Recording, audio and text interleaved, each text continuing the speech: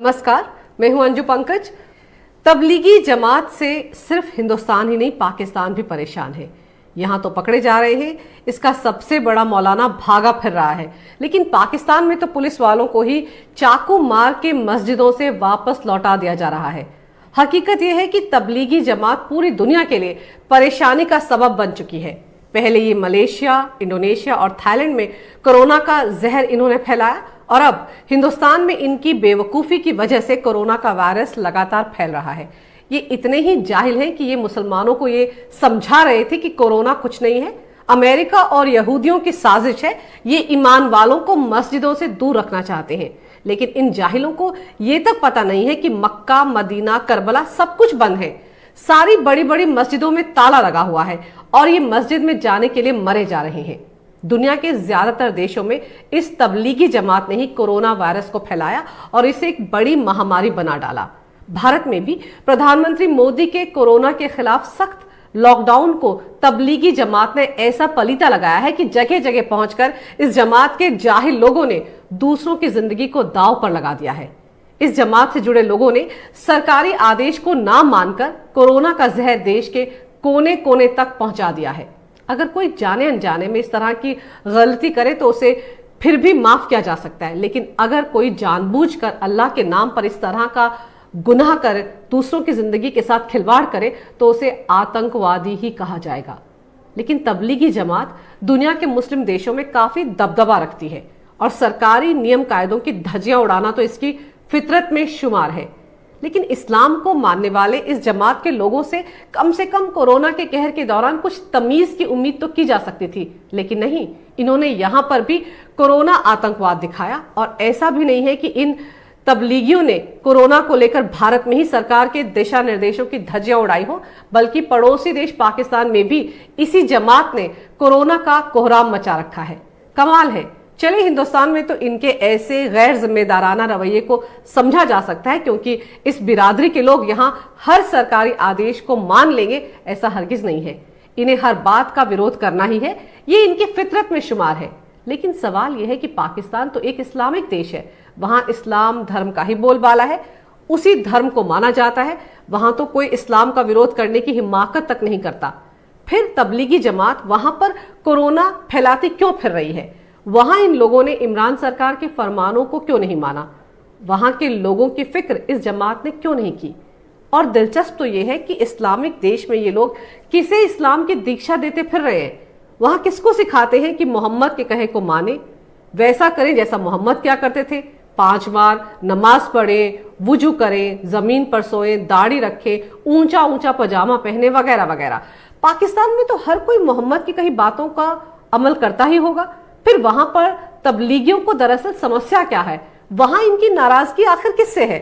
वहां पर ये लोग सरकार का फरमान क्यों नजरअंदाज कर रहे हैं? और फिर यहां सवाल ये भी उठता है कि अगर वाकई कोरोना इस्लाम मानने वालों को नहीं पकड़ता है तो इमरान सरकार क्यों इतना परेशान हो रही है? इमरान की पत्नी तो वैसे भी सुना है कि अल्लाह के बेहद करीब है, वो तो अल्लाह के नाम पर ना जाने क्या क्या बेचती रहती हैं। तो फिर वो मुश्किल में फंसे अपने शौहर इमरान का कल्याण क्यों नहीं कर रही? उनका डर दूर क्यों नहीं कर रही? वो तो इमरान का डर चुटकी में दूर करने का मादा रखती है। इमरान खान अपनी बेगम से कोरोना पर कोई जादू टोना करने को क्यों नहीं कहते? खैर, ये एक अलग मसला है, इस पर हम किसी और दिन बात करेंगे। लेकिन फिलहाल तबलीगी तबाही पर ही बात करते हैं। पाकिस्तान में इसी तबलीगी जमात ने कोरोना का कहर बरपा दिया है। यहाँ के रावलपिंडी में 11 मार्च से 15 मार्च के बीच तबलीगी जमात का एक कार्यक्रम हुआ था, जिसमें विदेशी लोगों को मिलाकर करीब 1200 लोग पहुंचे थे। 5 दिन तक चले जमात के इस कार्यक्रम में करीब 500 लोग विदेशी थे।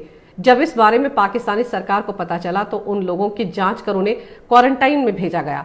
वहां भी इनके नखरे हिंदुस्तानी तबलीगियों जैसे ही थे। ये लोग क्वारंटाइन में जाने को तैयार ही नहीं थे। उन्होंने कुरान और हदीस का हवाला देकर कहा कि वो कोरोना से नहीं डरते, इसीलिए वो ना तो सरकार की बात मानेंगे और ना ही पुलिस की। इतना ही नहीं, जमात में पहुंचे लोगों को जब क्वारंटाइन किया जाने लगा तो उनमें से कुछ सदस्यों ने वहां से भागने की कोशिश की और पुलिस कर्मियों पर चाकू से हमला कर कुछ को जख्मी कर दिया। पुलिस पर हमला कर भागने वाले इन तबलीगियों में करीब 50 लोग थाईलैंड से थे। वहीं पाकिस्तान की सरकार ने सख्त कदम उठाते हुए उस नूर मस्जिद को सील कर दिया है जहां पर यह मरकज चल रहा था। यही नहीं, लाहौर में भी तबलीगी जमात के 12 मार्च को होने वाले कार्यक्रम को देखते हुए पाकिस्तानी अधिकारियों ने तबलीगी जमात के धर्मगुरुओं से इसे रद्द करने की अपील की थी। लेकिन ताज्जुब इस बात का है कि इस जमात ने उनकी ये अपील भी नहीं मानी। इसका नतीजा ये हुआ कि तबलीगी जमात की यही लाहौर में हुई बैठक पाकिस्तान में भी कोरोना वायरस के प्रसार का एक बहुत बड़ा जरिया बन गई। पाकिस्तान में तबलीगी जमात के कार्यक्रम में शामिल 27 सदस्यों में कोरोना वायरस की पुष्टि हो गई है। तबलीगी जमात की इसी बैठक में हिस्सा लेने के लिए 2 फिलिस्तीनी भी यहां पर खासतौर पर पहुंचे थे। ये दोनों लोग कोरोना से संक्रमित पाए गए हैं। दिलचस्प तो यह है कि निजामुद्दीन में जमात के कार्यक्रम में यही पाठ तो पढ़ाया गया था कि मुसलमानों को कोरोना नहीं होगा। पाकिस्तान ही नहीं, बहुत से इस्लामिक देश इस तबलीगी जमात के चलते ही कोरोना के गेड़े में आ गए हैं। मलेशिया में पिछले दिनों इसी तरह की तबलीगी जमात की एक बैठक हुई थी। वहां पर भी इस आयोजन में हिस्सा लेने वाले 620 लोगों में कोरोना का वायरस पाया गया था। गौरतलब है कि यहाँ कोरोना पॉजिटिव पाए गए लोग दक्षिण पूर्व एशिया के 15 देशों के नागरिक हैं। भारत में तबलीगी जमात ने कोरोना का जहर लगभग हर राज्य में पहुंचा दिया है। दिल्ली के निजामुद्दीन में हुए मरकज में करीब 2000 से ज्यादा लोगों ने हिस्सा लिया था।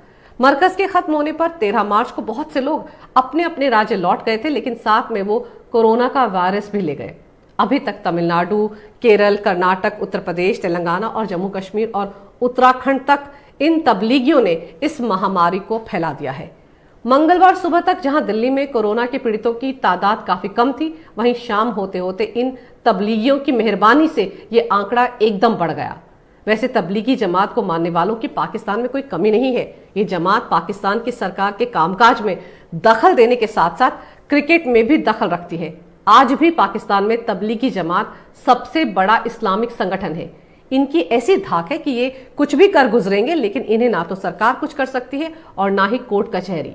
2007 में एक मामला काफी उछला था, जब वर्ल्ड कप के दौरान पाकिस्तान के क्रिकेट कोच बॉब वुलमर की मौत रहस्यमयी हालात में हो गई थी। हालांकि उनकी मौत को हत्या तो माना गया था, लेकिन ये पहेली आज भी अनसुलझी है। वर्ल्ड कप की शुरुआत में ही जाने माने पाकिस्तानी जर्नलिस्ट आमिर मीर ने एक आर्टिकल लिखा था, जिसमें उन्होंने बताया था कि किस तरह से पाकिस्तान क्रिकेट टीम में तबलीगी जमात का असर बढ़ गया है। कप्तान इंजमामुल हक समेत कई क्रिकेटर तबलीगी प्रभाव में थे। उन्होंने ये भी लिखा था कि इसका नकारात्मक असर टीम के प्रदर्शन पर भी पड़ रहा था। दरअसल कप्तान और तबलीगी जमात को मानने वाले खिलाड़ियों को लगता था कि वो नमाज के बलबूते पर ही मैच जीत सकते हैं। तब टीम के साथ पाकिस्तान से खासतौर पर तबलीगी जमात के मौलाना भी भेजे जाते थे, जो टीम के साथ ही रहते थे। जब ये मौलाना टीम के साथ होते थे तो टीम कोच बॉब वुलमर के निर्देशों की कतई परवाह नहीं करती थी। टीम की लॉयल्टी कोच से ज्यादा तबलीगी मौलानाओं के प्रति थी।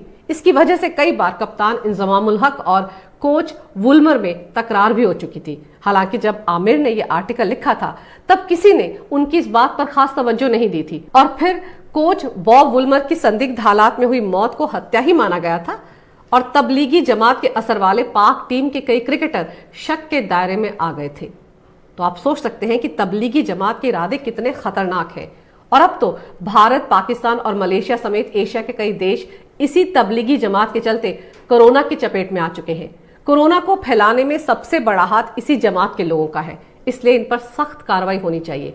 एक बार दुनिया कोरोना के इस जंजाल से बाहर आ जाए, तब इस तरह की तंजीमों को सबक सिखाना जरूरी हो जाएगा, क्योंकि ये मुसीबत के दौरान भी अपनी जहालत को नहीं छोड़ते हैं और दूसरों की परेशानी को और बढ़ा देते हैं। ये लोग तो दोषी हैं ही, साथ ही जो लोग इस वक्त इनके साथ खड़े नजर आ रहे हैं, वो इनसे भी ज्यादा बड़े गुनहगार हैं। अगर आपको मेरा ये वीडियो अच्छा लगे तो कृपया इसे लाइक करें।